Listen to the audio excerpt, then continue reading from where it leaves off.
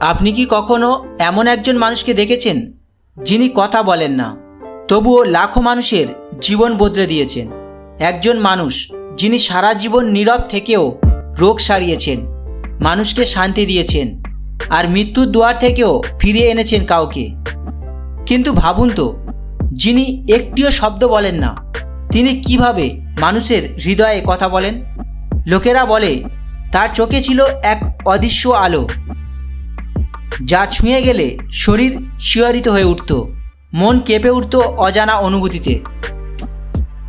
তিনি কি সত্যিই সাধক ছিলেন, নাকি ঈশ্বরের কোনো অলৌকিক রূপ, নাকি কেবল এক রহস্য যার উত্তর আজও কেউ খুঁজে পায়নি?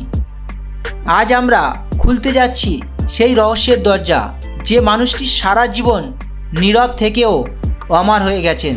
তার নাম মেহের বাবা। আর হ্যাঁ, যদি আপনি এই ভিডিওটি ইউটিউব থেকে দেখেন তাহলে চ্যানেলটি অবশ্যই সাবস্ক্রাইব করুন, আর যদি ফেসবুক থেকে দেখেন তাহলে পেজটি অবশ্যই ফলো করুন, কারণ আজ আমরা প্রবেশ করতে যাচ্ছি এমন এক জগতে যেখানে নীরবতাই সত্যের ভাষা।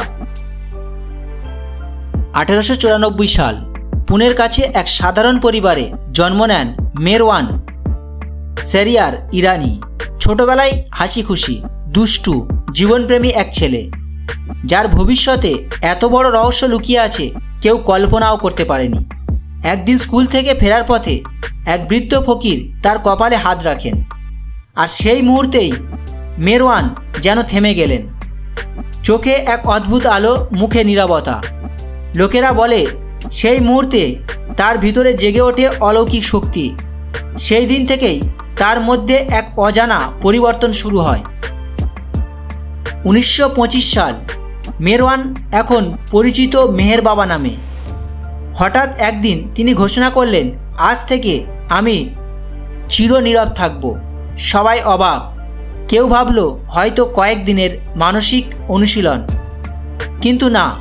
দিন যায়, মাস যায়, বছর পেরোয়, তবুও তিনি একটিও শব্দ বলেন না। তবুও তার আশেপাশে মানুষের ভিড় বাড়তেই থাকে, কারণ তার নীরবতা নাকি কথার চেয়েও জোরালো। লোকেরা বলে তার চোখে তাকালেই মন শান্ত হয়ে যেত, ভয় হারিয়ে যেত, আর এক অদ্ভুত প্রশান্তি ঢেলে দিত হৃদয়ে। আহমেদনগরের পাহাড়ি অঞ্চলে তৈরি হলো আশ্রম মেহেরাবাদ। আজও সেই জায়গায় নীরব অথচ জীবন্ত। প্রতিদিন সেখানে হাজার মানুষ আসে, কেউ আশীর্বাদ নিতে, কেউ প্রার্থনা করতে, আবার কেউ কেবল দাঁড়িয়ে থাকতে তার সমাধির পাশে। কেউ বলে মেহেরাবাদের বাতাসেও আজও মেহের বাবার শক্তি প্রবাহিত হয়। সেখানে দাঁড়ালে যেন সময় থেমে যায়, মন কাঁপে অজানা এক শান্তির স্পর্শে। একদিন এক মা তার অসুস্থ সন্তানকে নিয়ে এলেন আশ্রমে। ডাক্তাররা হাল ছেড়ে দিয়েছিল, বলেছিল এখন কিছু করা যাবে না।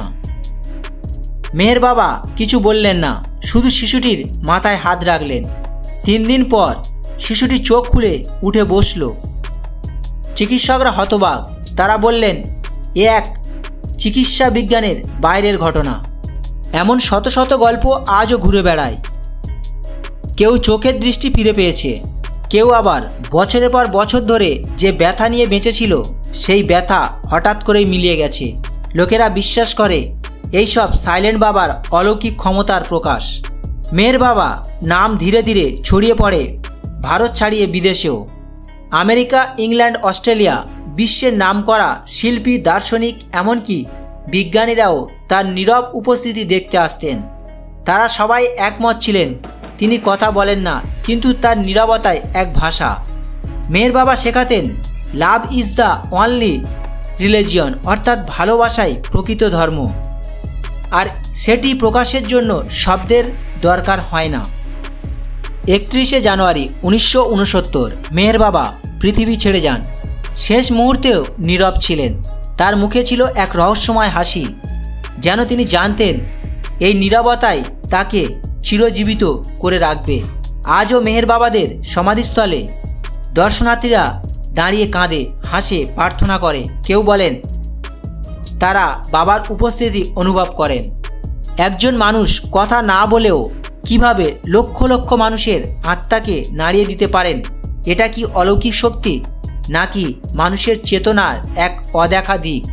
কেউ বলেন মেহের বাবা ঈশ্বরেরই প্রতিচ্ছবি, আবার কেউ কেউ মনে করেন তিনি এক মহাজাতিক আত্মা, যিনি নেমে এসেছিলেন পৃথিবীতে মানুষকে ভালোবাসার অর্থ শেখাতে। হয়তো সত্যটা লুকিয়ে আছে এই নীরবতার মধ্যেই। মেহের বাবা আমাদের শিখিয়েছেন, সব উত্তর শব্দে মেলে না, কিছু উত্তর খুঁজে নিতে হয় নীরবতার ভিতরে। তার জীবন এক শিক্ষা। যে মানুষ কথা না বলেও ভালোবাসা ছড়িয়ে দিতে পারে পুরো পৃথিবীতে। যদি আপনি এমন আরও রহস্যময় ও বাস্তব কাহিনী জানতে চান, তাহলে ইউটিউবে চ্যানেলটি সাবস্ক্রাইব করুন আর ফেসবুক পেজটি ফলো করুন, কারণ আমরা প্রতি সপ্তাহে নিয়ে আসি এমন সব বাস্তব রহস্য যেগুলো শব্দের বাইরে লুকিয়ে আছে। পরের ভিডিওতে দেখা হবে এক নতুন সত্য, এক নতুন রহস্য নিয়ে। ততদিন পর্যন্ত মনে রাখবেন, নীরবতায় কখনো কখনো সবচেয়ে জোরালো উত্তর।